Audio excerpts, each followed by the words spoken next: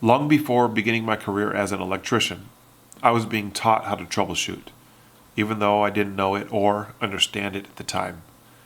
In 1998 and 1999, we were building out the projection booths and audio systems for new megaplex movie theaters around the country, traveling from project to project, spending some 50 weeks a year on the road, back-to-back long days, living out of short-term executive suites, new rental cars, and eating out 3 meals a day wasn't bad for a young single guy.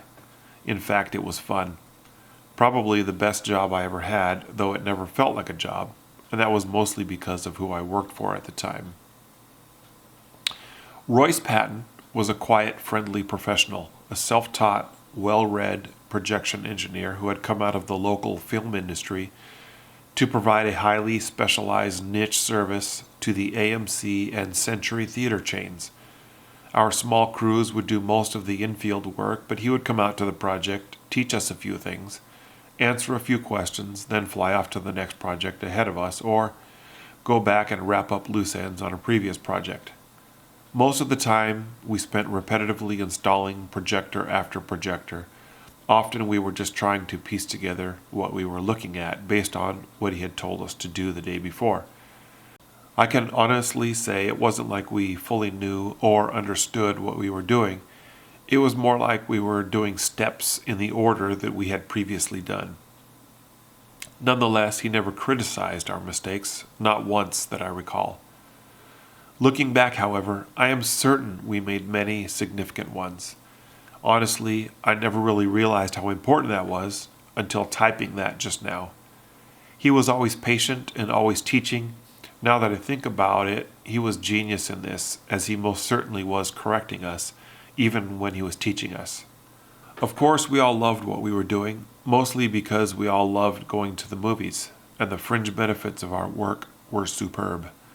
At the end of each project, when we were still there, trying to get the finishing touches on everything for the grand opening of the theater, we got to hang around and preview movies for free.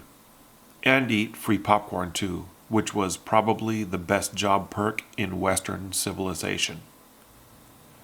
While we were doing work we enjoyed, which was immensely valuable to the recreation and culture of the local city, we were making a living and having fun and learning. What I did not realize until years later was that little by little, day by day, discussion by discussion, I was being taught how to think, not just do. I was allowed to make mistakes and learn from them.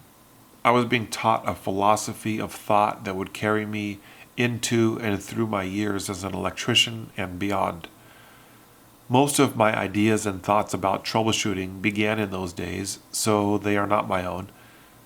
I have just developed them, or perhaps restated them.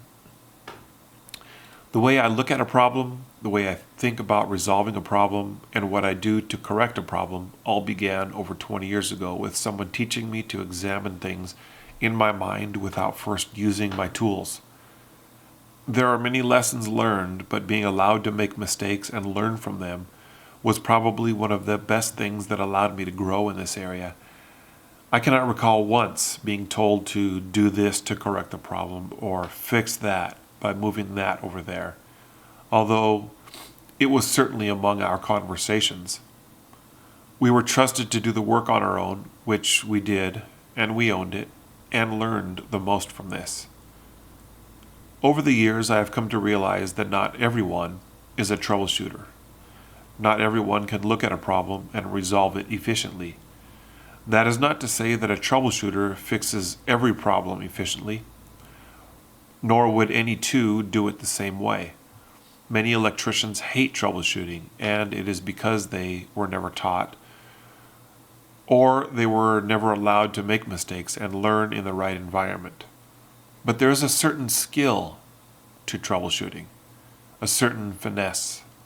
It's like an art, a gift. Troubleshooting is not installing, it is not fixing, it is not construction, nor building, or hammering, or forcing. It's not in the hands, it's in the mind.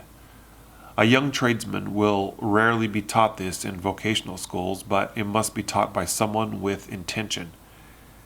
It is like a gift you give to someone else.